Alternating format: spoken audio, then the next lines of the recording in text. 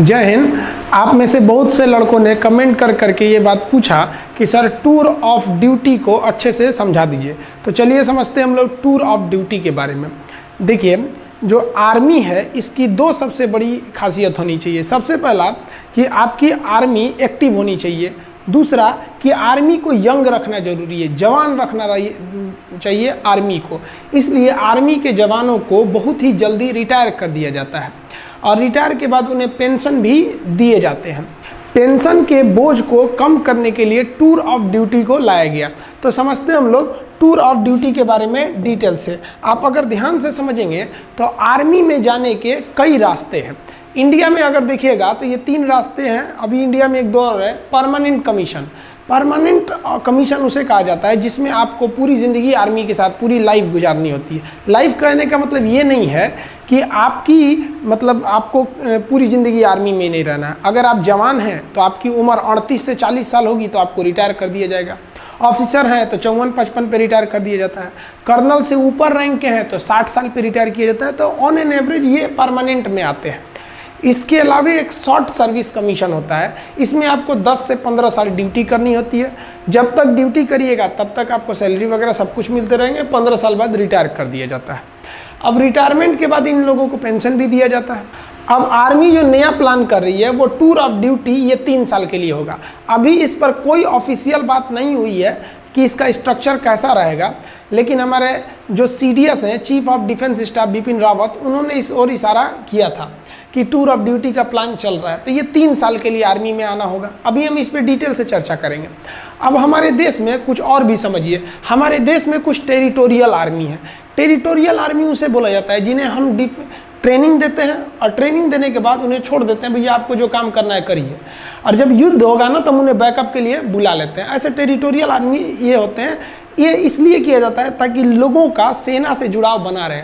हमारे महेंद्र सिंह धोनी भी territorial army में लेफ्टिनेंट कर्नल के रैंक पर गए थे। आप अगर देखेंगे महेंद्र सिंह धोनी को तो वो भी टेरिटोरियल आर्मी में अपनी सेवा दिए हुए हैं। इनका रैंक देखेंगे तो ये लेफ्टिनेंट कर्नल के रैंक पे ये गए थे महेंद्र सिंह धोनी। तो ये टेरिटोरियल आर्मी में है। तो ये तो पहले से चल रहा है टेरिटोरियल आर्मी हमारा। तो अब यहाँ देखिए, तो आर्मी पहले से टेरिटोरियल कर रही है। दूसरा, इनवर्स इंडक्शन करना चाह रही है आर्मी। इनवर्स इंडक्शन के तहत क्या करना चाह रही है कि जो CRPF या फिर पैरामिलिट्री में है, जो ड्यूटी कर रहे हैं, मान लीजिए कोई BSF में है, कोई CRPF में है, कोई PSC में है, कोई बिहार मिलिट्री पुलिस BMP में है, इस तरह से है, या पुलिस के जवान हैं, तो उनमें से आर्मी का क्या कहना है कि भैया जो उनमें से तेज तर्रार जवान है ना, उनको हम क्या करते हैं, सेना में लेते आते हैं। कहते हैं कि भैया एक काम करो, तुम चलो 5 साल के लिए तुम सेना में चलो। 5 साल तुमको सेना में ड्यूटी कराते हैं। ऐसा नहीं कि डायरेक्ट ले आ देंगे, उन्हें भी ट्रेनिंग दिया जाएगा, पूरा फौजी बनाया जाएगा और फिर सेना में लाएंगे। 5 साल बाद उन्हें कह दिया जाएगा भैया आप जहाँ थे, जैसे पुलिस में थे तो पुलिस में चले जाइए और हमसे पेंशन मत मांगिए, क्योंकि हम आपको 5 साल के लिए ना बुलाए हैं, हम तो आपको और बेहतर कर दिए हैं और बेहतर करके लौटा रहे हैं। आप जिस डिपार्टमेंट में थे वहाँ और जाके एकदम अच्छे से ड्यूटी कीजिएगा। तो ये भी एक तरह का अच्छा है। अब उनको तो पेंशन वो गवर्नमेंट देगी जिधर से वो आए हैं, पैरामिलिट्री में से। आर्मी ने अपने सेना में 5 साल ड्यूटी भी करा लिया और वापस भी कर दिया, आर्मी का पेंशन भी बच गया। तो वो इन्वर्स इंडक्शन पे भी विचार कर रही है। इसी के तहत NCC को भी बैकअप में तैयार करके रखा जाता है कि अगर बहुत ज़्यादा हम लोग कैजुअल्टी हो गई लड़ाई के समय तो एक बैकअप के लिए हम NCC को भी रख सकते हैं। मैंडेटरी सर्विस हमारे देश में नहीं है। इजराइल में है क्या कि इजराइल में आपको लगभग 2.5 साल सेना में जाना ही जाना है। हम ये नहीं कर सकते मैंडेटरी सर्विस, क्योंकि एक जवान को ट्रेनिंग करने में काफ़ी खर्च आते हैं और हमारे पास इतने पैसे नहीं हैं कि इतने बड़ी जनसंख्या को हम मैंडेटरी सर्विस या मैंडेटरी आर्मी सर्विस के लिए ट्रेनिंग दे सके। तो ये तो हमारे देश में पॉसिबल ही नहीं है कि हम पूरे देश की जनता को अनिवार्य रूप से सेना की ट्रेनिंग दे सके।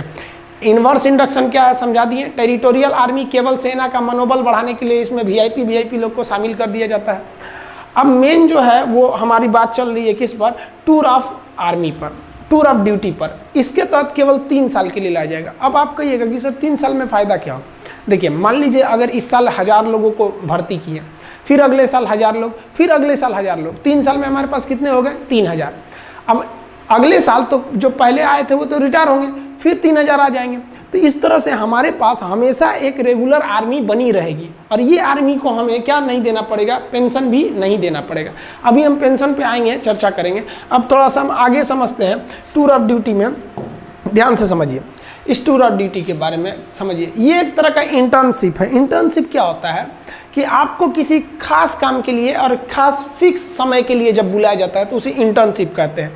इससे सेना हमेशा जवान रहेगी, यंग रहेगी। जैसे मान लिया कि हमने 1 साल के लिए 1 लाख लोगों को किस में भर्ती किया, टूर ऑफ ड्यूटी में। इस साल भर्ती किया, फिर अगले साल 1 लाख को भर्ती कर लेंगे, फिर अगले साल 1 लाख को कर लेंगे, यानी 3 लाख हमारे पास आ गए सब। फिर अगले साल इधर 1 लाख को रिटायर करेंगे तो फिर 1 लाख को भर्ती भी तो कर लेंगे। और जिसको हम रिटायर किए उसको तो पेंशन देना नहीं है कि भैया हम 3 साल ड्यूटी कराए हैं। अब ध्यान से समझिएगा जी, ऐसे करके हमारे पास 3 लाख का स्टॉक बचा। और ये 3 लाख की जो आर्मी है एकदम यंग है। 18 साल के लड़कों को भर्ती करेंगे, 18, 19, 20, 21। तो ये 3 साल का, 18 से 21 साल का, 18 से 21 साल के लड़कों को शादियों भी यहाँ नहीं हुआ रहता है, एकदम यंग गर्म खून रहता है। अब बॉर्डर के फ्रंट लाइन पे खड़ा करेंगे ना, देशभक्ति राष्ट्रवाद तो कूट कूट के भरा है, समझ में आया। अब जैसे कोई परिवार वाला आदमी है, सेना हमारे हर उम्र के जवान बहादुरी से लड़ते हैं, लेकिन जो 40-50 साल एज हो गया उन पे जिम्मेदारियां हैं, उनके बाल बच्चे हैं, वो भी इंसान हैं, वो भी हमारे लिए लड़ते हैं। तो एक उनके ऊपर जिम्मेदारी है। एक जो नया नया छोड़ा जाता है, इसमें कोई जिम्मेदारी नहीं, ना आगे नाथ ना पीछे पगा, गोली चलाया रे तुम हम पे, एगो चलाएगा हमसे चुरा बम मार देंगे यहाँ पे। तो ये आर्मी को यंग रख सकते हैं। इससे आर्मी को डबल फायदा कि आर्मी हमेशा यंग रह गई और जो रिटायर हुए उन्हें सैलरी भी नहीं देना है, और आर्मी कम भी तो नहीं होगी ना भैया। हर साल हम 1-1 को रखे रहेंगे, हमेशा हमारे पास 3 लाख की एक टूर ऑफ आर्मी की, टूर ऑफ ड्यूटी की फौज पड़ी रहेगी। समझ में आया कि नहीं आया। अब आप कहिएगा कि सर वो जो 3 साल बाद रिटायर कर देंगे और उसको पेंशन भी नहीं देंगे तो लड़का कहाँ जाएगा। तो देखिए भैया, इसमें सेना विचार कर रही है कि हम इस तरह से एंट्री कराएंगे कि जैसे कोई लड़का ग्रेजुएट हो गया है, तब आओ भैया 3 साल ड्यूटी करो और जाओ। और सरकार एक नियम बना देगी कि कोई भी एसएससी, रेलवे, बैंक वगैरह वो इन लड़कों को आरक्षण दे जो मतलब आर्मी की ट्रेनिंग कर लिए। क्यों? क्योंकि इनके अंदर एक डिसिप्लिन आ जाएगा। सेना उनको डिसिप्लिन 9 महीने का ट्रेनिंग देगी। ऐसा नहीं कि टूर ऑफ ड्यूटी आइए आपको टूर करा देते हैं, उठाइए AK-47, ऐसे नहीं। 9 महीने की एकदम कठिन ट्रेनिंग दिया जाएगा उन लोग को। ट्रेनिंग में कोई कॉम्प्रोमाइज़ नहीं होगा, उनका 9 महीने का ट्रेनिंग दिया जाएगा। समझ में आप वो जिस डिपार्टमेंट में जाएंगे एकदम डिसिप्लिन, इतने बजे ऑफिस आना है तो आना है, हर चीज़ एकदम बढ़िया से रहेगा। इससे कि उनको देखकर डिपार्टमेंट के बाकी लोगों में भी एक जज्बा आएगा। और आप खुद देखिए ना, हम लोग, आप हो या हम हो, जब भी कहीं जाते हैं तो बगल में कोई फौजी रहता है तो अपने अंदर से एक आत्मसम्मान का दिल, वो आदमी हाथ उठाकर सैल्यूट नहीं करता है, लेकिन अपने दिल से पूछेगा आदमी, उन्हें दिल से सैल्यूट करता है कि इनके बदौलत हम लोग अपने घरों में सुरक्षित हैं। तो जहां वो ड्यूटी करने जाएंगे वहां भी लोगों का सेना के प्रति इज्जत बढ़ेगा और वो भी लोग चाहेंगे कि हम भी अपने नेक्स्ट जनरेशन को सेना में भेज सकें। तो एक आर्मी है, एक काफ़ी अच्छा बैलेंस बना के कर रही है। आखिर आर्मी को ऐसी ज़रूरत क्यों पड़ी? अब आप कहिएगा, यहाँ एक नेगेटिव पॉइंट ये आता है कि अगर हम 3 साल ड्यूटी करा के निकाल देते हैं तो जितने भी आएंगे, हमारी सेना यंग तो रहेगी लेकिन एक्सपीरियंस नहीं हो पाएगा। देखिए, जवान रहना भी ज़रूरी है, एक्सपीरियंस का भी रहना ज़रूरी है। कहीं कहीं जोश और जुनून काम नहीं आता है, एक्सपीरियंस काम आता है। तो इसीलिए आर्मी विचार कर रही है कि हम अपनी आर्मी में 40%, 30 से 40% फौज को टूर ऑफ ड्यूटी के तहत रखेंगे ताकि ये लोग जवान रहें, और बाकी 60% फौज हम फुल परमानेंट सर्विस वाले रखेंगे ताकि इनके पास एक्सपीरियंस रहे। तो आर्मी हर तरह के मैटर पर विचार कर रही है। याद रखिएगा, अभी ये विचार हो रहा है, कंफर्म अभी नहीं हुआ। देखिए अब ध्यान से, ये एक तरह का इंटर्नशिप उसे कहते हैं जो एक फिक्स टाइम के लिए आपको बुलाया जाता है। इसमें वर्दी भी मिलेगी खूब बढ़िया, भाई सेना की वर्दी मिलना बहुत बड़ी बात होती है। आपका बढ़िया बढ़िया ब्रांड, जो हज़ारों रुपए के आप जो ब्रांड पहनते हैं ना, उस ब्रांड की कोई कीमत नहीं है अगर आपके बगल में कोई बंदा वर्दी पहन के इंडियन आर्मी का उस पर लोगो बना हो, पहन के खड़ा हो जाए तो सारा आपका ब्रांड बर्बाद हो गया उस आर्मी के वर्दी के बाद। तो एक वर्दी भी मिलेगी, रैंक भी मिलेगी, सैलरी भी मिलेगी। क्या नहीं मिलेगा? तो भैया पेंशन नहीं मिलेगी। सारा बवाल तो पेंशनें कम करने के लिए हो रहा है, समझ में आया कि नहीं? तो पेंशन नहीं मिलेगा आपको। क्यों पेंशन नहीं मिलेगा? क्योंकि पेंशन देने के लिए कम से कम आपको 17 साल की ड्यूटी करनी रहती है। इसमें तो ओवरऑल 3 साल की ड्यूटी ही है। तो समझ में आ रहा है कि नहीं आ रहा है? जो टूर ऑफ ड्यूटी के तहत आएगा वो सेना के एडवेंचर को भी देख लेगा, राष्ट्रवाद भी देख लेगा, डिसिप्लिन भी सीख लेगा, स्वास्थ्य, मेंटेलिटी, हर चीज को सुदृढ़ कर लेगा और दूसरी नौकरी में उसको छूट भी मिलेगा, तो उसका भी करियर खराब नहीं हुआ। देश की सेना भी जवान रह गई और देश का जो पेंशन पे खर्च था वो भी बच गया। आर्मी का जनता से जुड़ाव भी हमेशा रेगुलर बना रहेगा 3 साल पे। अब जैसे क्या होता है कि एक आर्मी गया वो 40 साल ड्यूटी पे रहेगा, तो भैया 40 साल तक आप उसके जगह पे दूसरा भर्ती नहीं ना करेंगे, यहाँ तो हर 3 साल पे ड्यूटी पे भर्ती करना है। तो समझ में आ रहा है? अब आप देखिए जरा ध्यान से, इस इंटर्नशिप पे क्या किया जाएगा। शुरुआत में ऐसा नहीं है कि आप कोई सेना में कोई डिसीजन बड़े पैमाने पर ले सकते हैं, तो आर्मी का कहना है कि पहले हम 1000 जवान और 100 ऑफिसर को भर्ती करेंगे। इसमें 1000 जवान को भर्ती करेंगे, 100 ऑफिसर को। इसमें देखेंगे कि इस पर क्या अभी प्रोसीजर है, क्या इसके रिजल्ट आएंगे।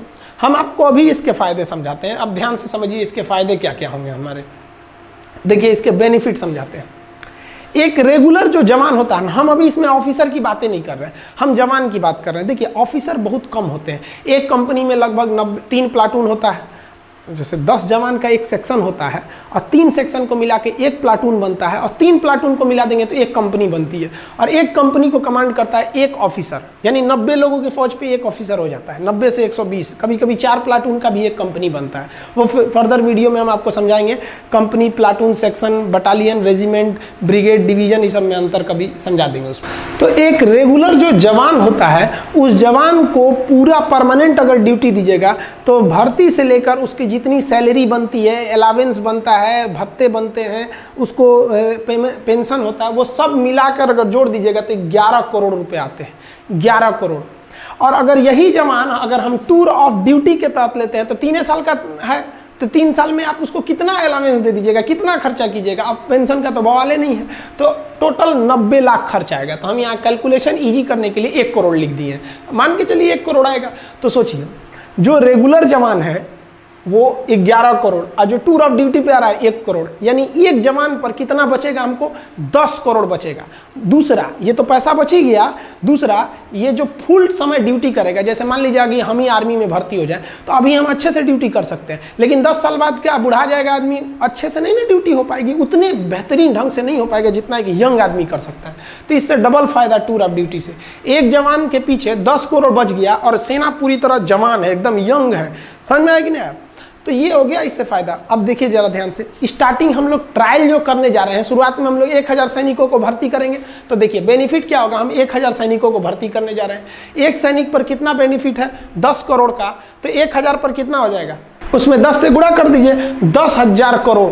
10,000 करोड़ की बचत आ जाएगी, क्योंकि एक सैनिक पर हमारा बचत हो रहा है 10 करोड़ का। तो 1000 सैनिकों पर बचत कितना हो जाएगा? इसमें 10 से गुणा करेंगे तो 10,000 करोड़ का बचत हो जाएगा हम लोग को। अब इस बचत से 10,000 करोड़ से हम आधुनिक हथियार खरीद सकते हैं, आर्टिलरी खरीद सकते हैं, हेलीकॉप्टर खरीद सकते हैं। आप खुद सोचिए ना, 126 राफेल जहाज़ों की ज़रूरत थी, आ कितना रहा है? केवल 36, यानी 90 जहाज अभी कम आए हैं। अब सोचिए हमारे यहाँ पे तो पैसे, हथियार पे पैसे कम खर्च होते हैं और अपनी की टेक्नोलॉजी उतनी आगे नहीं है जितना होना चाहिए। सेना के क्षेत्र में हम मतलब सेना में जो हथियार बनाना है तो उसमें हम लोग उतना मतलब संतोषजनक विकास नहीं कर पाए। मिसाइल टेक्नोलॉजी हम लोग की आगे है, लेकिन जो हेलीकॉप्टर एविएशन सेक्टर है उसमें बहुत संतोषजनक विकास नहीं हुआ है। अब आप ऐसे अंदाजा लगाइए, 1 रैंक 1 पेंशन जब आया था तो आपको पता होगा ये क्या है 1 रैंक 1 पेंशन। मतलब क्या है समझिए ध्यान से, कि जिस तरह से लोगों की सैलरी बढ़ती है, जैसे जो दरोगा 2010 में था या जो 1995 में दरोगा की जो सैलरी थी, क्या 2020 में वही सैलरी है? नहीं ना, सैलरी बढ़ रही है। तो 1 रैंक 1 पेंशन में क्या कहना है कि भैया जब सैलरी बढ़ रही है ना तो पेंशन भी बढ़ाइए। यानी जो आदमी, जो सिपाही 2020 में रिटायर हो रहा है उसका पेंशन जितना है उतना ही पेंशन उस सिपाही का भी होना चाहिए जो 2002 में रिटायर हो गया और अभी तक जिंदा है, मतलब मान लीजिए जीवित है। अब आर्मी को तो बहुत यंग एज में ना रिटायर कर दिया जाता है, तो मतलब कहना है कि पेंशन एकदम सेम होना चाहिए। तो इससे पेंशन पे बोझ इतना बढ़ गया है कि आर्मी ना अपने कुल बजट का लगभग 60%, बबुआ 60% लगभग केवल सैलरी और पेंशन में खर्चा हो जाता है।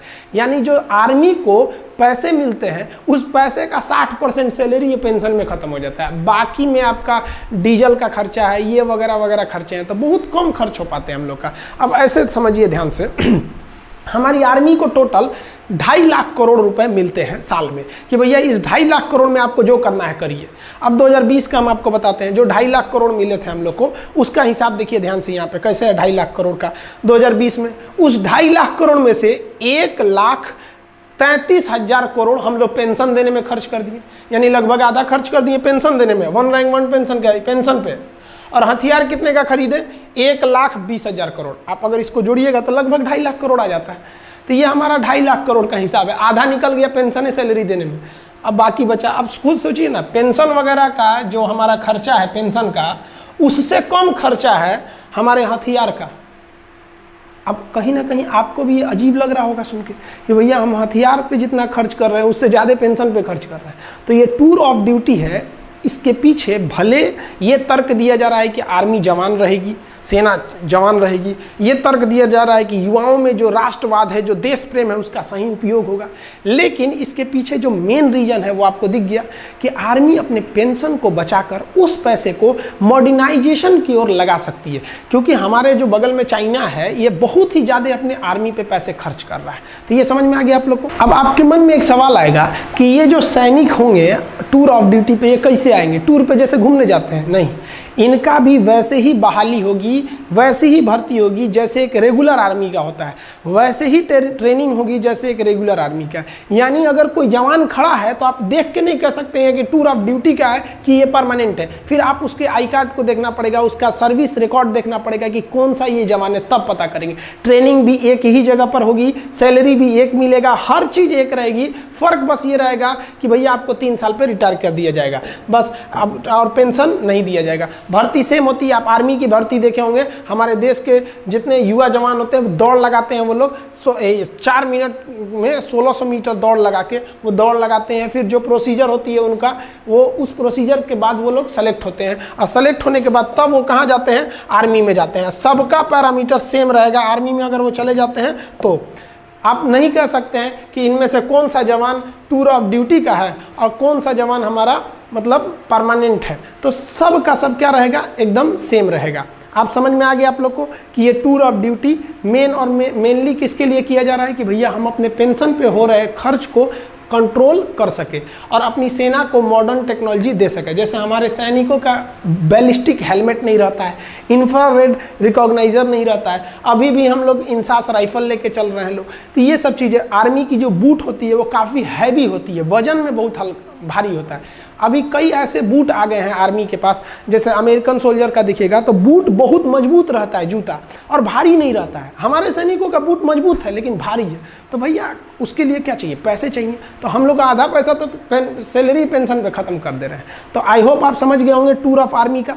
बाकी आर्मी में हथियार वगैरह कौन से होते हैं, कैसे आप देख सकते हैं, देख के कैसे पहचान जाएंगे कि AK-47 है कि SLR है कि 303 है कि इंसास है, पिस्टल, माउजर, इस सब में क्या क्या डिफरेंस होता है, इस सब के बारे में हम आपको वीडियो बना देंगे। बहुत से लड़के कर रहे हैं प्लेलिस्ट बनाने के लिए, तो उसको भी बना देंगे, और प्लेलिस्ट में हम आपको डिफेंस में आपको हर एक चीज़ हथियार वगैरह के बारे में भी समझा देंगे, ताकि युवाओं के प्रति एक जिज्ञासा रहती है कि हमारी आर्मी क्या कर रही है। आई होप आप समझ गए होंगे।